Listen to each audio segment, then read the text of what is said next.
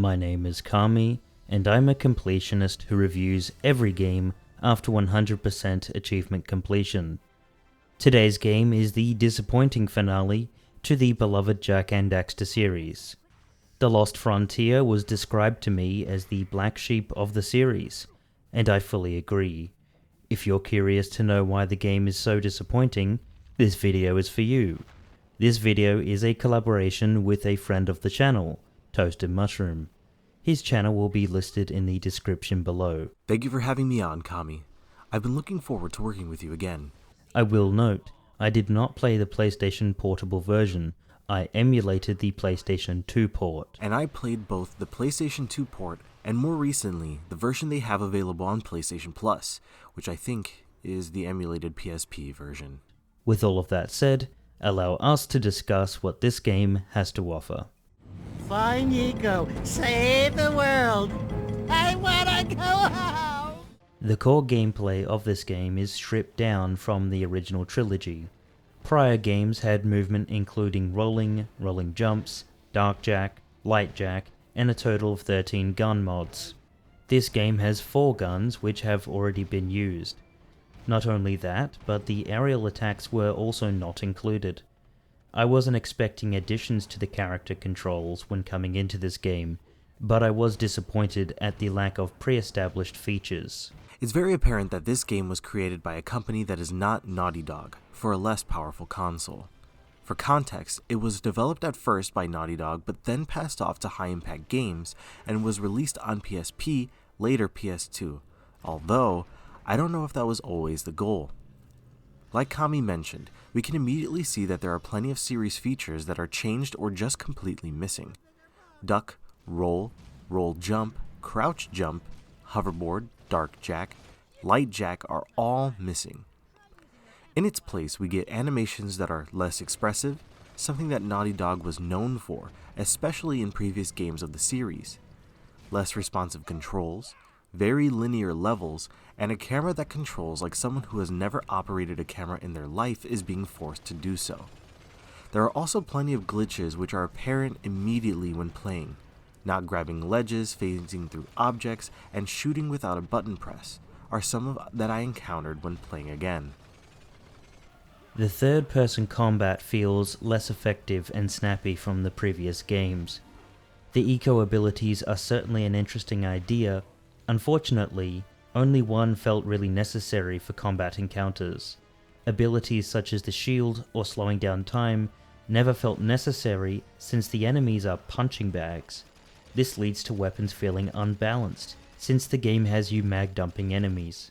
You have the arc wielder, which stun locks enemies, and then the blaster, which feels like a pea shooter. Ultimately, I just ended up using the red eco ability as it caused explosions.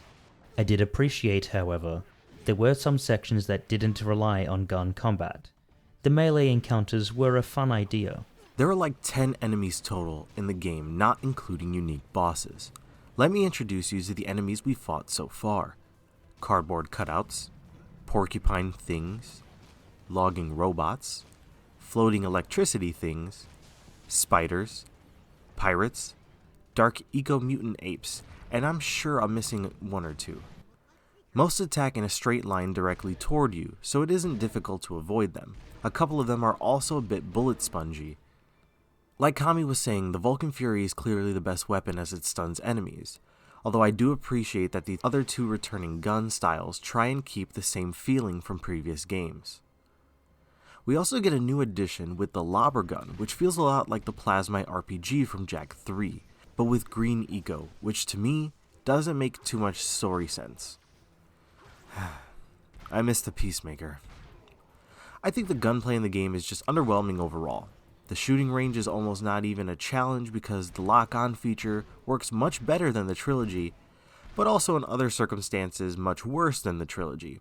The guns feel less effective than past games because now we've been given damage upgrades that you find throughout the story.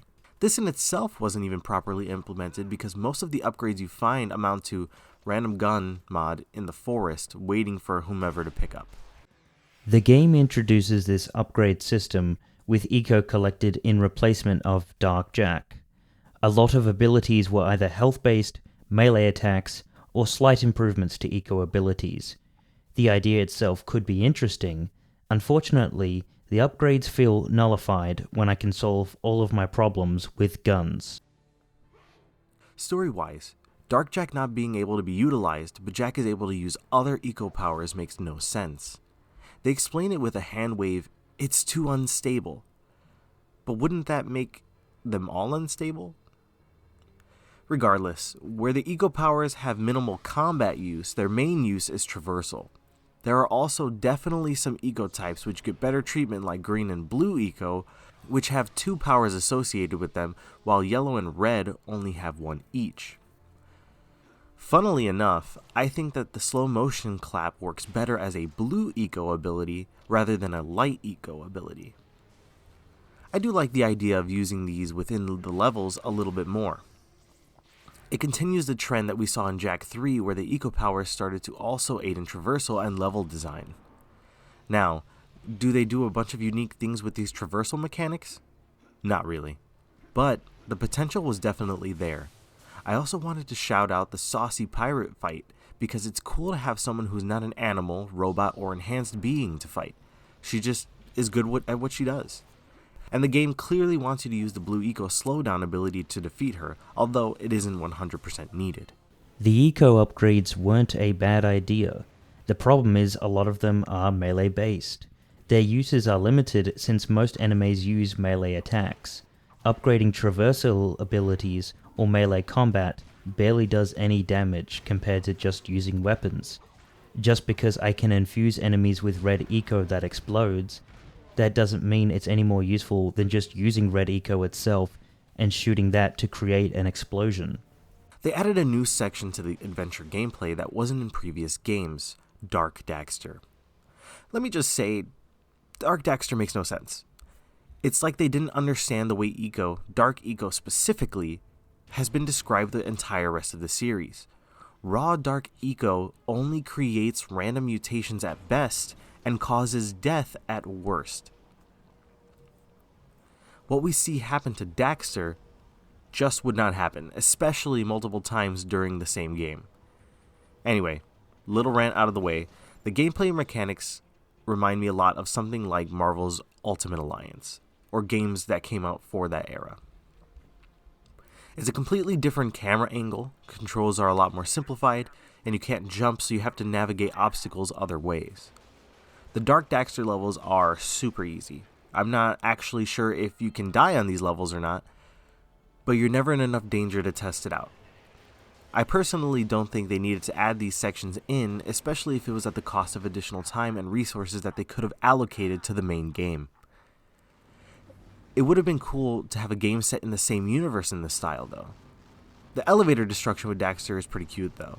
It's a nice little touch. But to top it all off, when leaving the Daxter levels, which are in the sewer, Jak has absolutely no reaction to meeting up with Daxter again. He wasn't even looking. They just reunite and continue on their merry way. It's super weird. Like Toasted stated, Jak and Daxter makes little to no sense from a lore-wise perspective. Even from a gameplay perspective, he is very overpowered. He can throw and demolish enemies like the Tasmanian tiger.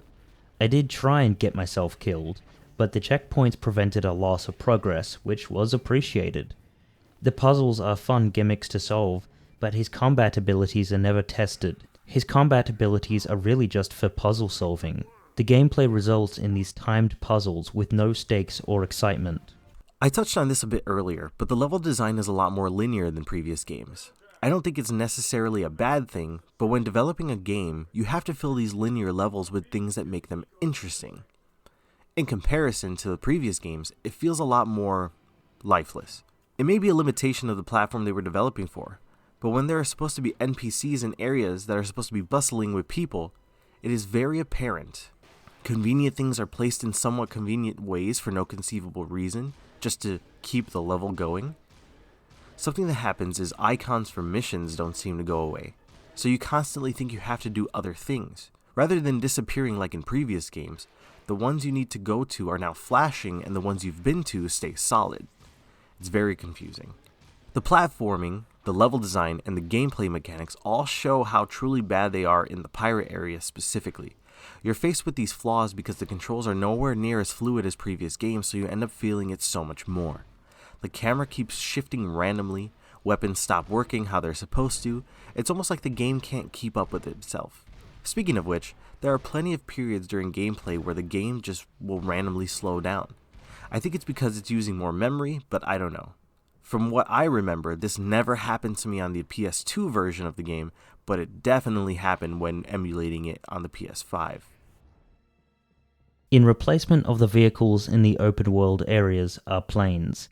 These planes are very limited in their scope as they can only fly in dedicated areas. You can only go to a specific area or do challenges in the sky. There isn't a playground to have fun in, like Jak 3. The planes themselves can be modded, but honestly, the upgrades don't feel effective. I could not tell you that a 13% to a 16% increase in damage significantly changed my playthrough. The arsenal of weapons resorts to projectiles with varying ranges and damage. Truthfully, if you aren't using missiles, you're putting yourself at a disadvantage. The plane mods feel the same way. You can add more armor, more health packs, or damage bonuses. There are some other things, but I simply opted for more health since it was more effective. Considering the premise of this game was aerial combat, it wasn't even a bad idea. It was, however, delivered in a way that feels flat. The reason it feels flat is because the aerial combat isn't that difficult. Keep in mind, I don't play a lot of aerial combat games. It essentially resorts to flying around in a jet, whilst you spam ammo and wait for it to reload. I personally didn't find it fun. I think that can be attributed to weak enemy designs. You either fight small aircrafts that shoot bullets, or big aircrafts that shoot bullets. I was never forced to really change my loadout or even use the evasive maneuvers. Unlike Kami, I think the airplanes in aerial combat is the thing I struggled with most in the game. Air travel feels counterintuitive. The combat in the air feels counterintuitive. I think the planes were the natural evolution of the technology in the universe. The smaller vehicles are much better for particular terrain, and these airplanes seem better for long travel without landing as much. Unfortunately, these moments in the gameplay were not really done to their highest potential. There are plenty of obstacles that pop into existence close enough that it makes things hard to avoid. Enemies constantly have you locked on, and the stealing mechanic always is more detrimental to the player than just continuing the level without it. Although I do really like the little Daxter minigames on the planes, even they are extremely limited. The mission when you're in the plane fighting the European motors is the largest jump in difficulty in the entire game. Up until this point, I used nothing but the default plane and weapons. This one was so much of a jump in difficulty, and I literally played the mission like 9 times. Flying just always sucks in the game. And the worst part is, these places we're flying through make absolutely no sense. Why were they built in the first place? It's like when people talk about Sonic games for having these large roads that characters run on without any explanation. It's only there exclusively for gameplay. The story of this game is frankly ridiculous. As a Jak and Daxter story, it feels underwhelming. Similar to how a made-for-television film doesn't quite live up as a sequel to a feature film. I liked getting out of Haven City, since we've basically spent the majority of the story there. It's an interesting concept to have the setting of the game take place at the edge of the world since it was never finished by the precursors. However, there isn't ever a mention of it during the games before, and I do miss the fact that we don't see a lot of the characters we've grown to like. And while the new setting has some interesting ideas, like precursor ruins, experimental labs, airship ports, etc., they never do anything of substance with it. In Jak 2 and 3, the setting really shapes a lot of the story, and I don't think that design philosophy carried over into this one. Jak has been heavily nerfed from the previous games and can't use the powers or guns he had from Jak 3. The reasoning is that the world is running out of eco, which feels just like a convenient excuse to get power-ups again. Me personally, I like the idea of the eco shortage destabilizing the world, but I would like it more if there were hints leading up to it in previous games, or if they explained it better in this one. It's supposed to set up stakes for the characters involved, but it's never fleshed out enough for the player to care.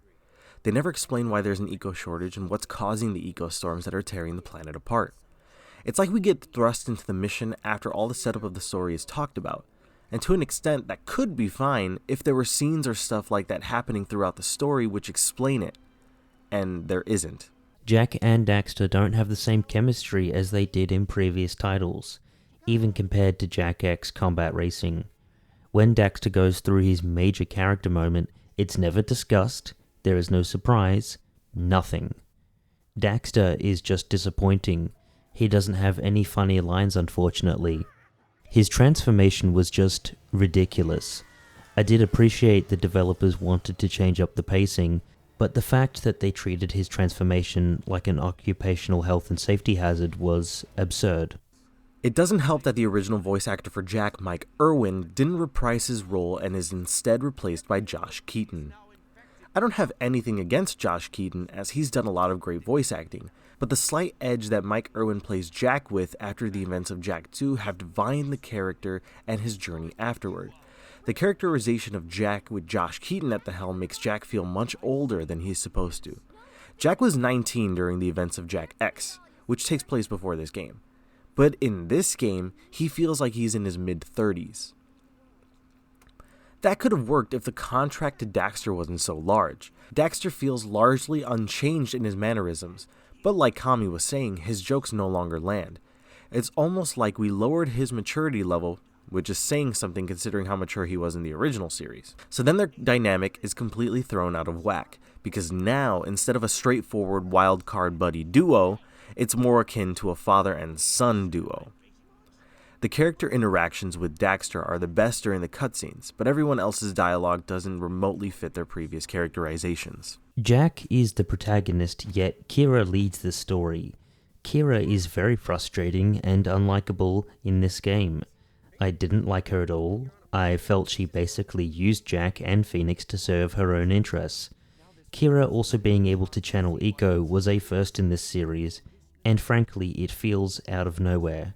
Kira also looks completely different than she did in previous games, which accompanies her larger role in the story.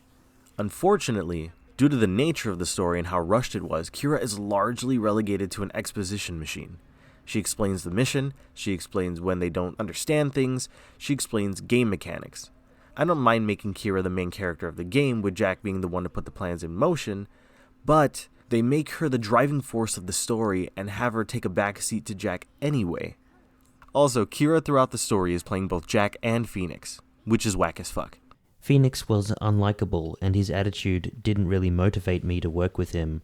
His backstory wasn't a bad idea. It did feel that his involvement felt awfully convenient and relevant to the story. There's multiple moments in the game where you reach a checkpoint in the level, and somehow the other characters manage to travel there too. This feels ridiculous, considering Jak is the only character who does anything. You're telling me I needed Iron Man powers to get onto the mountain and Phoenix just gets there before me? How? I played Jak 1 and all of the characters communicated via radio, until the player opened a portal for the characters to travel to. This game neglects that. You could argue that I'm nitpicking, but it adds to the blasé storytelling. There is no reason why Kira gets kidnapped. She manages to travel to these areas, yet somehow the areas have never been cleared yet for Jak himself. The story often feels like it needs to be sped through rather than taken through. For example, the initial contact with the pirates is settled so fast by Kira it's actually confusing. I feel like the story needs to sacrifice previous lore and character development in order to get us through the story it's trying to tell. Now, the idea that other people were doing dark experiments similar to the one that Jak went through makes sense and is a cool concept. What doesn't work is the fact that the reason Jak was able to survive those experiments in the first place is because he has the ability to channel eco through his body, the unique ability to do so. Something that we've never seen another character in the series do. I'm talking to you, Skyheed.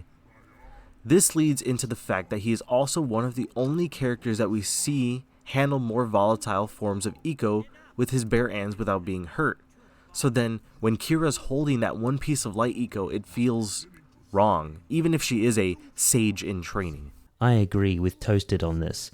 The implications and mishandling of a core staple made eco feel less powerful than it is.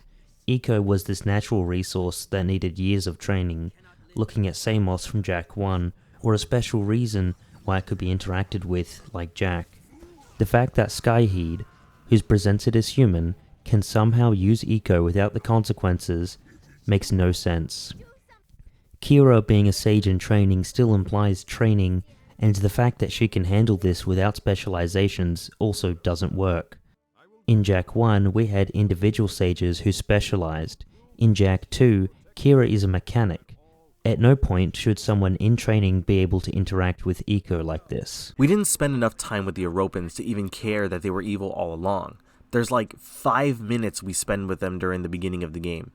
It also makes no sense why Phoenix would ever tell Jak anything, like they needed to add some obstacles to keep the story going. His distrust of Jak is the smallest thread that links anything to making even a remote amount of sense.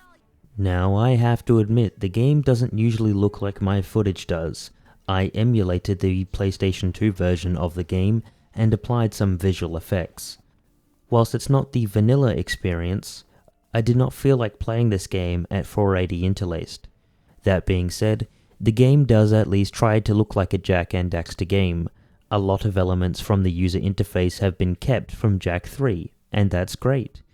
The models and textures look decent for a game originally designed for the PlayStation Portable. The cutscenes were grainy, of course. That goes for any PlayStation 2 game, so I'm not criticizing there. The character designs for the new characters I think work quite well for the story they're trying to tell. Yes, the models look a bit like clay in the cutscenes, and yes, in some ways the designs stray from the traditional Jak and Daxter designs, but I don't think that takes away from the new design specifically. The two major wins in this game are Skyheed and Tim. They both embody the characters they are trying to portray. The proper and dishonestly dressed up Skyheed helps with the twist of the story and definitely contrasts with the appearance he takes as Dark Skyheed. And Tim is one of the characters that brings back a lot of the traditional Jak and Daxter design elements with his crazy glasses and asymmetrical gloves. What does lag behind is the designs of the returning characters. Jak's design, in my opinion, was getting more and more interesting each game. They each had their own flavor, which culminated in Jak X, where he changed his outfit to be completely different. It feels almost like a step down and a step back. Regular Daxter is almost 100% the same, so I'll skip him. I thought Dark Daxter was really cool when the game came out and I was 10, but now I think it's pretty rough. It's giving more dirty and unkempt rather than forceful mutation. Kira is the most different looking from her main series counterpart. If we look at her in the original series, she has very slim proportions, a very small nose, huge eyes, and differently shaped hair. In The Lost Frontier, most of her features are flipped. Her nose is much larger and her eyes are much smaller. I think they can change design depending on who's designing them and the direction in which the game is going. Look at Mortal Kombat. But she's the only one who seems to be so different looking from the other games. It's a little jarring when first playing. I couldn't find a place to talk about this, but the Dark Eco during the Dark Daxter segments is a very light purple, which doesn't make sense because it's supposed to be dark. All of the other games have it as this almost black color with a purple sheen, and this game even has it as the same color during regular Jak levels. So I don't understand the decision to make it light purple during these events. The audio in this game has this persistent fading decision, which annoyed me a lot. Every time Daxter or someone said something, the background audio was barely audible whilst the main focus spoke.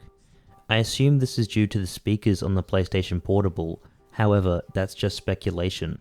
At times, I did have my audio cut out unexpectedly, which is an amusing experience. I will give some credit, however. The voice acting was not a disappointment. Despite my complaints about the script, the voice actors did try. As I played it, I did believe that they tried to do the best with the material they were given. I didn't really give too much thought about the audio while I was playing, but the one thing I can say for certain is the music in the background would often stop playing normally and loop the same 2 seconds. This did happen when I played on the PlayStation 2 version, when I played way back when. If you made it to the end, thank you for watching. Whether you agree or disagree with this video, let us know in the comments. I have to give a special thank you to ToastedMushroom, as he was a great help for this video. Please consider subscribing to his channel. If you want to choose what gets reviewed next, let me know in the community votes. And if you did want to see more collaboration with Kami and myself, please check out the video we did on my channel a couple months back.